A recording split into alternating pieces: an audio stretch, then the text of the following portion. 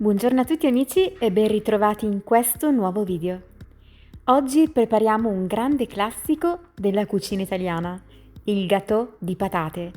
Buonissimo, super filante e con il prosciutto cotto all'interno.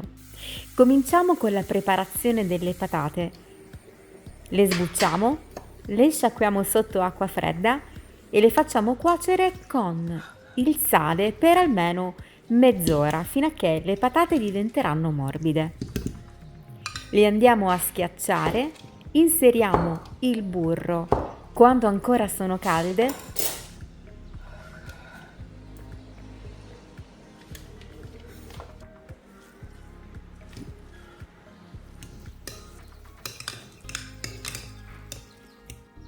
Aggiustiamo di sale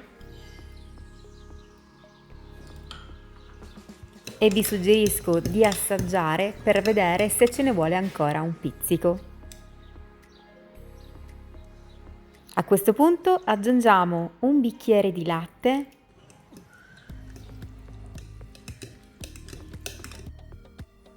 il parmigiano grattugiato,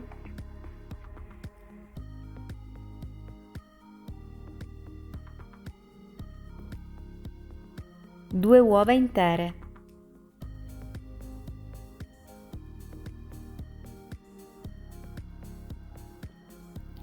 Nel frattempo vorrei invitarvi ad iscrivervi al canale, ad attivare la campanella delle notifiche, a lasciare un like a questo video e a commentare.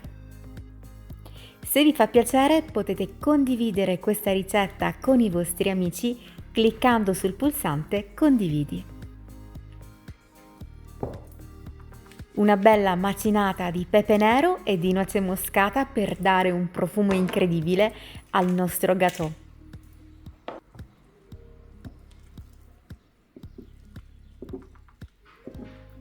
E adesso non ci resta altro che aggiungere il prosciutto cotto e la provola a cubetti.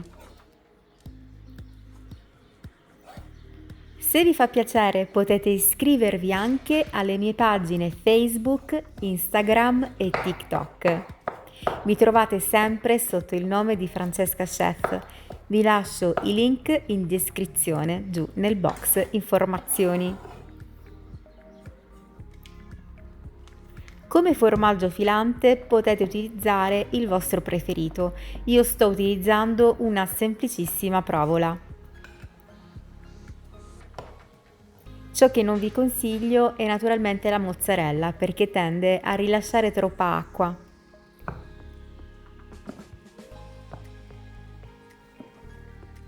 Diamo una bella mescolata e dopo prendiamo una pirofila. Questa è una pirofila da 40 x 50 cm circa. Verso un filo d'olio, il pangrattato,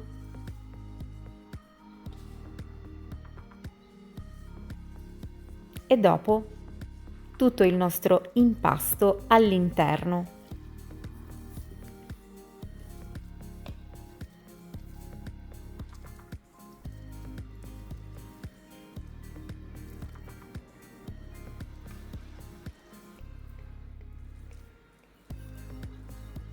Livelliamo la superficie utilizzando una spatola. Dopo versiamo un filo d'olio e una manciata di pangrattato per far formare una bella crosticina invitante e golosa. E mettiamo in forno preriscaldato statico a 180 gradi per circa 40-50 minuti. E voilà! Il nostro gâteau è pronto. Possiamo mangiarlo quando è ancora bello caldo e super filante, oppure possiamo gustarlo anche quando è freddo. È sempre buonissimo. Allora, cosa ne dite? Vi piace questa proposta?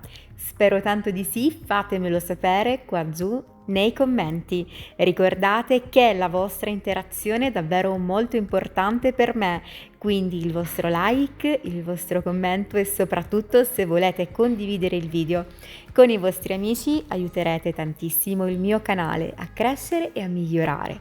Vi lascio anche un altro video molto bello, quello delle crocchette di patate. Queste sono le crocchette di patate fatte da mia zia, quindi sono davvero buonissime, è una ricetta super testata nel corso degli anni che fa sempre un grandissimo successo. Bene, io vi mando un bacione e un abbraccio e ci vediamo presto con una nuova ricetta. Ciao!